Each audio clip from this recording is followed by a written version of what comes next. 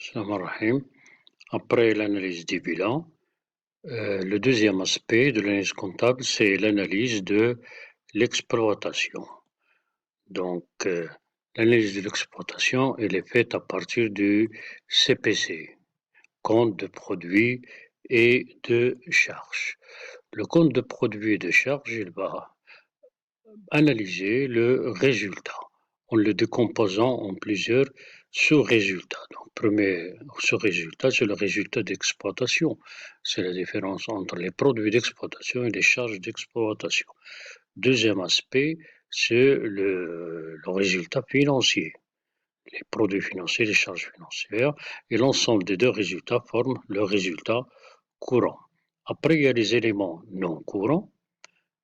Donc, produits non courants et charges non courantes dans le résultat non courant et le résultat avant impôt. Finalement, l'impôt c'est le résultat et le résultat net. Donc, le compte CPC donne un certain nombre de résultats, mais il est aussi important d'affiner le résultat d'exploitation, de le décomposer afin de produire d'autres soldes. Ceci est fait dans le cadre de ce qu'on appelle l'état des soldes de gestion, l'ESG. L'ESG, il est composé de deux parties, deux tableaux. Le premier tableau, c'est le tableau de formation de résultats, par abréviation on l'appelle le TFR. Ce tableau, il est établi directement à partir du compte de produits de charge, donc son retraitement. Donc la capacité, deuxième tableau, c'est la capacité d'autofinancement. Donc cette partie de l'ESG nécessite en plus, bien sûr, en plus du CPC, nécessite en plus d'autres informations complémentaires qu'on va trouver dans le grand livre, dans l'éthique ou bien dans les données. Voilà. Le tableau de formation de résultats, il vise essentiellement à décomposer le résultat d'exploitation en un certain nombre de soldes. Donc, pour cela, il faut voir les compositions des produits d'exploitation et des charges d'exploitation. Les produits d'exploitation, on a d'abord le chiffre d'affaires qui est composé des ventes de marchandises et des autres ventes, les ventes de biens, services, produits. Ensuite, il y a la variation de stock et il y a le 714, c'est-à-dire production faite par l'entreprise pour elle-même, les subventions, les autres produits d'exploitation et finalement, comme déjà vu, les reprises. Les charges d'exploitation, il y a les achats, il y a les achats de marchandises et les achats de matières et fournitures. Il y a les autres charges externes. Donc, par conséquent, l'ensemble de ces trois éléments constituent les charges externes, c'est-à-dire ce qu'on peut appeler en économie les consommations intermédiaires. Vous avez là le 616, les impôts et taxes, les charges de personnel, les autres charges et les dotations. Donc, se donne le résultat d'exploitation. Quels sont les soldes qu'on va faire? Donc la première chose, c'est de reprocher tout ce qui est marchandises. Les ventes de marchandises avec les achats revendus de marchandises. Donc là, c'est un solde important pour les entreprises commerciales ou là, pour l'activité commerciale d'une entreprise qui a plusieurs activités. Donc cette différence, ça s'appelle la marge brute. Ou plus précisément, la marge brute sur vente en l'état. Donc son calcul, c'est les ventes de marchandises, le pot de 711 moins les achats revendus de marchandises qui donnent la marge brute. Quels sont les intérêts de cette marge? La marge brute permet d'apprécier les performances de l'activité commerciale, c'est-à-dire l'achat-vente de marchandises, sachant que les marchandises, ce sont les biens achetés pour qu'ils soient revendus en l'état. L'intérêt, bien sûr, comme pour tout solde, c'est la comparaison dans le temps et dans l'espace. Cette marge peut aussi être exprimée par un rapport qu'on appelle le taux de marge, c'est la marge brute sur les ventes de marchandises. Ce rapport-là, il est important. Il est utilisé par l'entreprise pour déterminer son prix de vente. Aussi, c'est un indicateur important pour certains partenaires, en particulier les banques et l'administration fiscale. Donc, lorsque l'administration fiscale, par exemple, constate que le taux de marge varie de façon abusive, de façon un écart très important d'un exercice à un autre, donc ça porte des doutes sur la véracité de la comptabilité de l'entreprise. Voilà. Donc, après la marge brute, il y a les autres postes qui restent. Donc, il y a une autre grandeur.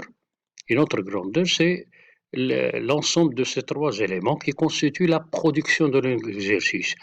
Parce que tout simplement, la production de l'exercice, c'est d'abord la production qui fait l'objet d'une vente. Et puis, il y a le problème de stockage, la production qui est stockée ou bien déstockage, et finalement la production qui est faite pour l'entreprise pour elle-même. Donc ça, c'est la notion de production de l'exercice. Il y a les trois aspects.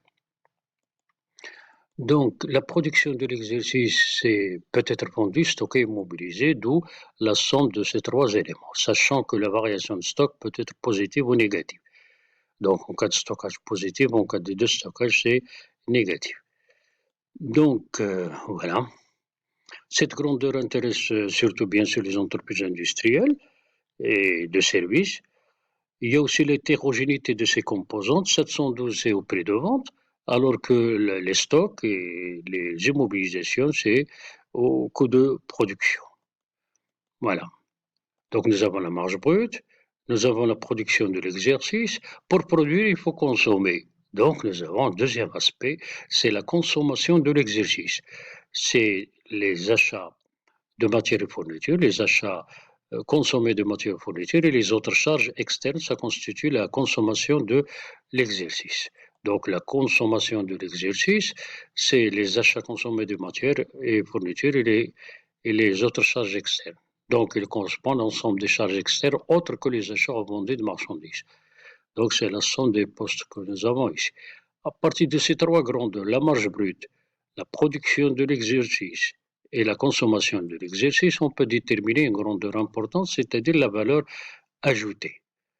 La valeur ajoutée. Donc, il y a d'abord la valeur ajoutée au niveau de l'entreprise commerciale et la valeur ajoutée au niveau de l'entreprise industrielle. Et leur somme, ça donne la valeur ajoutée globale.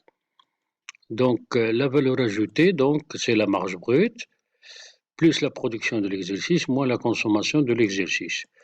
L'intérêt donc de ces mesures, la richesse d'un pays, la production des richesses étant égale à la somme des valeurs ajoutées produites par les entreprises. Et, donc, et d'apprécier la structure de l'entreprise, plus la part de la valeur ajoutée est importante dans le chiffre d'affaires, plus l'entreprise est intégrée, moins il recourt aux services extérieurs, en particulier à sous-traitance. À partir de cette valeur ajoutée, on peut calculer un certain nombre de ratios. Le ratio d'intégration économique, l'importance de la valeur ajoutée par rapport à la production, le ratio de la structure de l'entreprise, donc la valeur ajoutée par rapport au chiffre d'affaires, et puis le ratio exprimant la part de la valeur ajoutée pour les différents ayants droit, le personnel, l'État, les institutions financières, les associés et l'entreprise. Donc on fait le rapport avec la valeur ajoutée. Et puis on peut aussi calculer des ratios exprimant l'efficacité des facteurs de production. C'est la valeur ajoutée par rapport à l'effectif. Pour le capital technique, c'est la valeur ajoutée, c'est les investissements moyens. Voilà. Donc cette valeur ajoutée, il nous reste un certain nombre de postes. Il y a encore une autre grandeur importante qu'on va calculer. Donc c'est la valeur ajoutée à laquelle on va ajouter les subventions d'exploitation. Donc, les subventions de l'exploitation, c'est le soutien, les aides que donne l'État à certaines entreprises pour maintenir le prix de prix de biens de base à un certain niveau qui n'est pas élevé. Donc, au lieu qu'il soit payé par les clients, donc c'est l'État qui donne la subvention. Donc, il vient s'ajouter à la valeur ajoutée. Mais la valeur ajoutée n'appartient pas en totalité à l'entreprise. Il y a, au niveau de l'exploitation, il y a bien sûr la part de l'État, les impôts, et les parts des salariés. Donc, en prenant en considération ces éléments, on trouve l'excédent, c'est-à-dire ce qui reste sur la valeur ajoutée au niveau de l'exploitation pour l'entreprise, le BE, l'excédent brut d'exploitation. Cet excédent brut d'exploitation, c'est la valeur ajoutée. On va ajouter les subventions d'exploitation. On va retrancher les impôts et les charges de personnel. Donc, le BE est une ressource produite par l'activité d'entreprise lui permettant de rémunérer l'État sous forme d'impôts, les impôts et taxes, Les capitaux engagés, c'est les bénéfices distribués, les charges financières, et de financer le maintien des investissements, c'est les amortissements, et la croissance, c'est les bénéfices mis en réserve.